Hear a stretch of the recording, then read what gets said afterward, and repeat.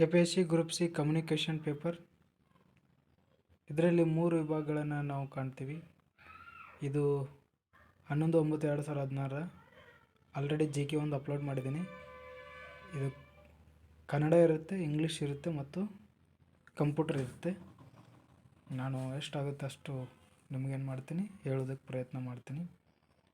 ನೋಡಿ, ಸೂಚನೆ ಕೊಟ್ಟಿದ್ದಾರೆ. ಕೆಳಗಿನ ಪ್ರಶ್ನೆಗಳಲ್ಲಿ ಪ್ರತಿಯೊಂದು ಪ್ರಶ್ನೆಗೂ 4 ಉತ್ತರಗಳನ್ನು ನೀಡಲಾಗಿದೆ. ಸರಿಯಾದ ಉತ್ತರವನ್ನು ಗುರುತಿಸಿ ಅದರ ಕ್ರಮ ಸಂಖ್ಯೆಯನ್ನು ಪ್ರಶ್ನೆಗಳ ಮುಂದೆ ಇರುವ ಚೌಕಿನಲ್ಲಿ ಬರೆಯಿರಿ ಅಂತ ಕೊಟ್ಟಿರ್ತಾರೆ. ಮಣ್ಣಿನ ಎಂಬ ಪದದ ವಿಭಕ್ತಿ ಪ್ರತ್ಯಯ ಯಾವುದಾಗುತ್ತೆ? ಮಣ್ಣಿನ ಅ ಷಷ್ಠಿ ಆಗ್ತದೆ. ಇನ್ನು ಆಗಮ ಸಂಧಿ, ಆದೇಶ ಸಂಧಿ, ಲೋಪ ಸಂಧಿ ಇವು ಕನ್ನಡದ ಸಂಧಿಗಳು. ಇನ್ನು ಮುನಿ ಅಧಿಕ್ ಇಂದ್ರ ಮುನೀಂದ್ರ ಇದು ಸವರ್ಣ ದೀರ್ಘ ಸಂಧಿ ಆಗ್ತದೆ. ಯಾಕೆ ಹೇಳ್ರಿ? ಈ ಇನ್ನು ಹಳ್ಳಿ ಅಧಿಕ್ ಅಲ್ಲಿ ಇದು ಅಂತ ಕೇಳಿದರೆ ಆಗಮ ಸಂಧಿ ಆಗ್ತದೆ. ಇನ್ನು ಕಂದ ಪದ್ಯಕ್ಕೆ ಎಷ್ಟು ಸಾಲುಗಳಿದೆ ಅಂತ ಕೇಳಿದರೆ 4 ಸಾಲುಗಳು. ನಿಂತರು ಇದರ ಧಾತು ರೂಪ ಯಾವುದು ಅಂದ್ರೆ ನಿಲ್ಲು. ತಿಂದರು ಇದರ ಧಾತು ರೂಪ ತಿನ್ನು. ಹೋಗು ಧಾತುವಿನ ಭೂತಕಾಲ ಕ್ರಿಯಾಪದ ಹೋಗಿದ್ದನು. ಅಜ್ಜಿ ಇದಕ್ಕೆ ತತ್ಸಮ ಪದ ಆರ್ಯ. ಹಿಮವಚನ ಪದದಲ್ಲಿನ ಗುಣವಾಚಕ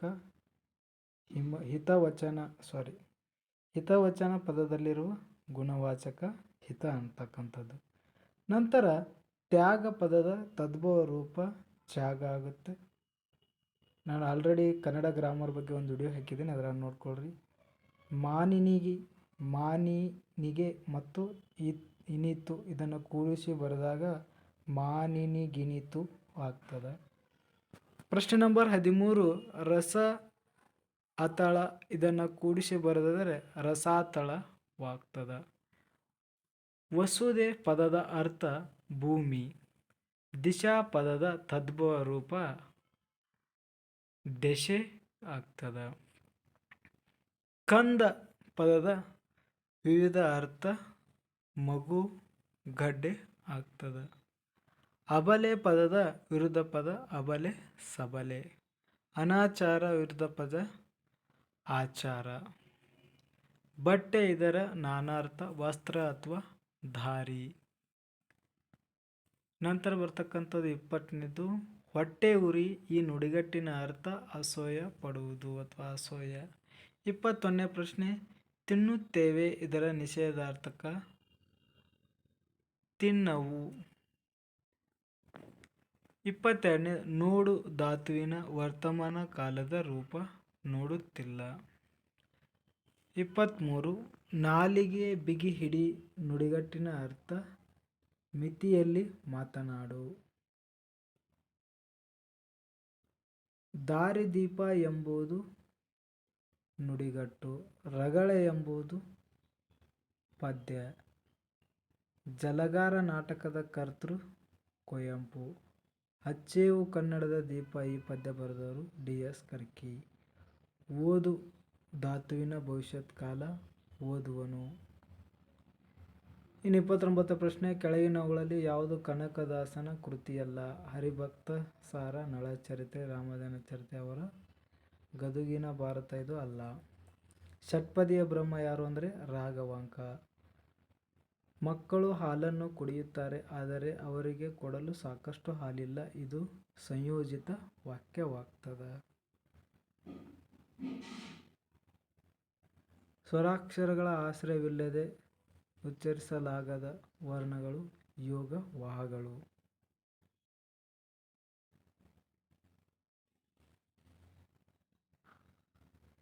ವ್ಯಂಜನಾಕ್ಷರಕ್ಕೆ ಸ್ವರ ಸೇರಿದರೆ ಗುಣಿತಾಕ್ಷರ. ವ್ಯಂಜನಕ್ಕೆ ವ್ಯಂಜನ ಸೇರಿದರೆ ಸಂಯುಕ್ತಾಕ್ಷರ. ಐತಿಹಾಸಿಕ ಸ್ಥಳ ಬಾದಾಮಿ ಇರುವ ಜಿಲ್ಲೆ ಬಾಗಲಕೋಟೆ. ನಂತರ ಇಂಗ್ಲೀಷ್ ಬರ್ತೈತಿ.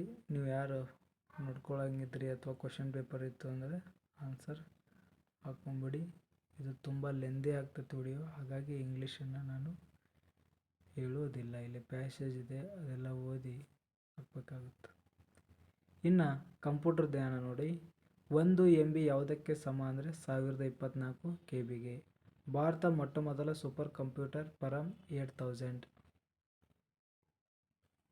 ಗೂಗಲ್ ಕ್ರೋಮ್ ಎನ್ನುವುದು ಈ ಕೆಳಗಿನ ಯಾವುದಕ್ಕೆ ಉದಾಹರಣೆಯಾಗಿದೆ? ಜಾಲದರ್ಶಕ, ವೆಬ್ ಬ್ರೌಸರ್ ಆಗಿದೆ. URLನ ವಿಸ್ತೃತ ರೂಪ ಯೂನಿಫಾರ್ಮ್ ರಿಸರ್ವ್ ಲೊಕೇಟರ್. ಇನ್ನು 75ನೇ ಪ್ರಶ್ನೆ, ಕೆಳಗಿನವುಗಳಲ್ಲಿ ಗುಂಪಿಗೆ ಸೇರದ ಪದ ಯಾವುದು? Linux, Windows, Android, Lollipop. 76ನೇ ನೋಡಿ,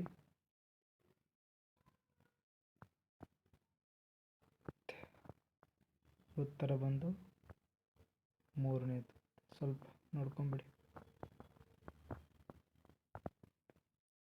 ENIAC ಮತ್ತು UNIVAC ಎಂದರೆ ಪ್ರಥಮ ತಲೆಮಾರಿನ ಕಂಪ್ಯೂಟರ್ಗಳು ಅಂತ ಅರ್ಥ. ತಪ್ಪಾದ ಹೇಳಿಕೆಯನ್ನು ಕಂಡುಹಿಡಿಯಿರಿ. .gov ಎಂಬುದು ಸರ್ಕಾರಿ ಇಲಾಖೆಯ ಜಾಲತಾಣ ಸೂಚಿಸುತ್ತದೆ, ಸರಿಯಾಗಿದೆ. AC ಎಂಬುದು ಶೈಕ್ಷಣಿಕ ಸಂಸ್ಥೆಗಳ ಜಾಲತಾಣ ಸೂಚಿಸುತ್ತದೆ. IN ಎಂಬುದು ಭಾರತವನ್ನು ಜಾಲವನ್ನು ಸೂಚಿಸುತ್ತದೆ. ORG ಎಂಬುದು ವಾಣಿಜ್ಯ ಜಾಲತಾಣವನ್ನು ಸೂಚಿಸುತ್ತದೆ. ವಾಣಿಜ್ಯ ಅಂದರೆ .com ಆಗುತ್ತೆ. ವಾಣಿಜ್ಯ ತಪ್ಪಾಗೈತೆ ನೋಡ್ರಿ. ಇನ್ನು 79ನೇದು, ಕಂಪ್ಯೂಟರ್ನ ಸೆಂಟ್ರಲ್ ಪ್ರೊಸೆಸಿಂಗ್ ಯೂನಿಟ್ CPU ಇದನ್ನು ಒಳಗೊಳ್ಳುತ್ತದೆ ಅಂತ ಕೊಡಿದ್ದಾರೆ. ALU ಮತ್ತು CU. MS ವರ್ಡ್ನಲ್ಲಿ ಟೋಗೆಲ್ ಕ್ಯಾಶ್ ಎಂಬುದು ದೊಡ್ಡ ಅಕ್ಷರಗಳ ಸಣ್ಣ ಅಕ್ಷರಗಳು ಮತ್ತು ಸಣ್ಣ ಅಕ್ಷರಗಳ ದೊಡ್ಡ ಅಕ್ಷರನ್ನಾಗಿ ಬದಲಾಯಿಸುವುದು. ಆಪರೇಟಿಂಗ್ ಸಿಸ್ಟಮ್ನ ಒಂದು ಡ್ಯಾಶ್ ಸಿಸ್ಟಮ್ ಪ್ರೋಗ್ರಾಮ್. MS ವರ್ಡ್ನಲ್ಲಿ ಹೊಸ ಡಾಕ್ಯುಮೆಂಟನ್ನು ತೆರೆಯಲು ಬಳಸುವ ಕೀ Ctrl+N. ಡೆಸ್ಕ್ಟಾಪ್ನಲ್ಲಿರುವ ಎಲ್ಲ ಭಾಗಗಳನ್ನು ಆಯ್ಕೆ ಮಾಡಲು ಬಳಸುವ ಕೀ ಸಂಯೋಜನೆ Ctrl+A. 84ನೇ ಪ್ರಶ್ನೆ, ಡ್ಯಾಶ್ ಪ್ರೋಗ್ರಾಂಗಳು ಸ್ವಯಂಚಾಲಿತವಾಗಿ ಹೊರೆ ಲೋಡ್ ಆಗುತ್ತವೆ ಮತ್ತು ಬ್ರೌಸರ್ನ ಭಾಗವಾಗಿ ಕೆಲಸ ಮಾಡುತ್ತವೆ ಎಂದ ಪ್ಲಗ್ ಇನ್ಸ್ ಅಂತ ಬರುತ್ತೆ. ಈ ಅಂಚೆ ವಿಳಾಸವನ್ನು ಅನುಸರಿಸಲಾಗುವ ಚಿಹ್ನೆ ಲಾಗದ ಚಿಹ್ನೆ. ಹೌದಾ? ಉತ್ತರ ಬಂದು ಖಾಲಿ ಜಾಗ. 86ನೇ ಪ್ರಶ್ನೆ, ಈ ಕೆಳಗಿನ ಯಾವುದು ಅಪ್ಲಿಕೇಶನ್ ಪ್ರೋಗ್ರಾಮ್ ಆಗಿರುವುದಿಲ್ಲ? Data, Tally, MS office, Windows ಆಗಿರೋದಿಲ್ಲ ನೋಡ್ರಿ, ಅದಕ್ಕೆ ಡೌಟ್ ಐತೆ ನನಗೆ. ಇನ್ನು ಪವರ್ ಪಾಯಿಂಟ್ ನಿರೂಪಣೆಯಲ್ಲಿ ಟೆಕ್ಸ್ಟ್ ಬಾಕ್ಸ್ ಮತ್ತು ಕ್ಲಿಪ್ ಆರ್ಟ್ಗಳನ್ನು ಮೆನುವಿನ ಮುಖಾಂತರ ಆಯ್ಕೆ ಮಾಡುವುದು ಇನ್ಸರ್ಟ್. ಈ ಅಂಚೆಯನ್ನು ಹೆಚ್ಚು ಸ್ವೀಕರಿಸುವವರಿಗೆ ಕಳುಹಿಸಿದಾಗ ಅದರ ವಿಳಾಸವನ್ನು ಮರೆಮಾಡಲು ಡ್ಯಾಶ್ ಆಯ್ಕೆಯನ್ನು ಬಳಸುತ್ತಾರೆ. BCC ಅನ್ನು ಬಳಸುತ್ತಾರೆ. ಇಮೇಜನ್ನು ಪಠ್ಯಕ್ಕೆ ಪರಿವರ್ತಿಸಲು ಬಳಸುವ ಸಾಧನ OCR. ಲೇಸರ್ ಮುದ್ರಕ ವೇಗವಾಗಿ ಹೀಗೆ ಅಳೆಯಲಾಗುತ್ತದೆ PPM. ಲೇಸರ್ ಮುದ್ರಕದ ವೇಗವನ್ನು ಇದರಲ್ಲಿ ಹೇಳ್ತಾರೆ ಅಂದರೆ PPM ಅಲ್ಲಿ ಹೇಳ್ತಾರೆ. 91, ಕೆಳಗಿನ ಯಾವುದು ಅಂತರ್ಜಾಲದ ಬ್ರೌಸರ್ ಅಲ್ಲ? Google talk. ನೋಟ್ ಪ್ಯಾಡ್ ಎಂಬುದು ಈ ಆಯ್ಕೆಯನ್ನು ಹೊಂದಿಲ್ಲ. ಪಠ್ಯ ಜೋಡಣೆ. ಕೆಳಗಿನವುಗಳಲ್ಲಿ MS ವರ್ಡ್ನಲ್ಲಿ ಕಡಿತಗಳ ಸರಿಯಾದ ವಿಸ್ತರಣೆ ಯಾವುದು ಸೂಚಿಸುತ್ತದೆ? .doc. ಕಂಪ್ಯೂಟರ್ನ CPU ಡ್ಯಾಶ್ ಎಂಬುದು ಲಕ್ಷಾಂತರ ಸೂಕ್ಷ್ಮ ಸ್ವಿಚ್ಗಳನ್ನು ಹೊಂದಿದೆ, ಟ್ರಾನ್ಸಿಸ್ಟರ್ಗಳು.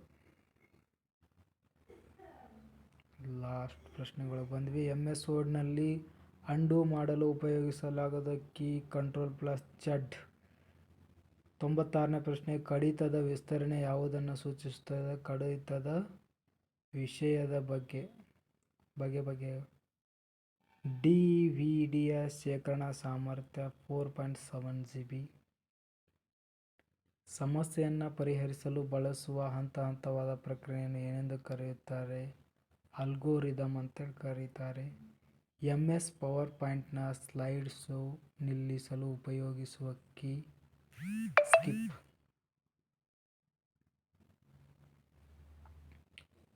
ಒಂದು ಪ್ರೋಗ್ರಾಂನಿಂದ ಇನ್ನೊಂದಕ್ಕೆ ತೆರಳಲು ಉಪಯೋಗಿಸುವ key alert and tab. Okay, ಇಲ್ಲಿಗೆ 100 ಪ್ರಶ್ನೆ ಆಯಿತು. ಇಂಗ್ಲೀಷ್ ಒಂದು ಸಾರಿ ಸ್ಲೋ ಆಗಿ ಹಾಕ್ತೀನಿ, ನೋಡ್ಕೊಂಬಿಡ್ರಿ.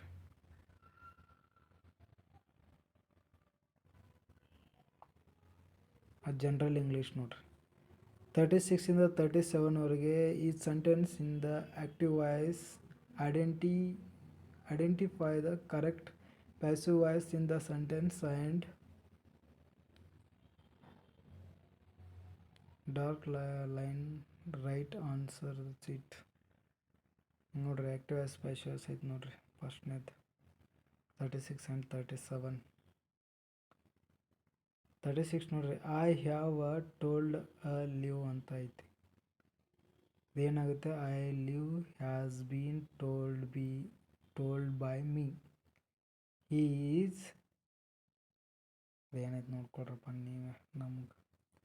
ಆಮೇಲೆ ನೆಕ್ಸ್ಟ್ 38 40 ಅನ್ನೋದು ಸೆಂಟೆನ್ಸ್ ಇದು ಮಾಡೋದೈತೆ ನೋಡಿ. ನೆಕ್ಸ್ಟ್ ಓಕೆ,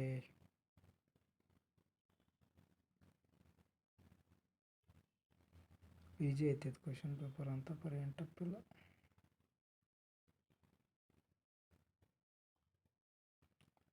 ಯಾರು ನೋಡ್ಕೊಳ್ಬೇಕು ಸ್ಲೋ ಆಗಿ ನಿಲ್ಲಿಸಿ ನೋಡ್ರಿ. Okay, thank you.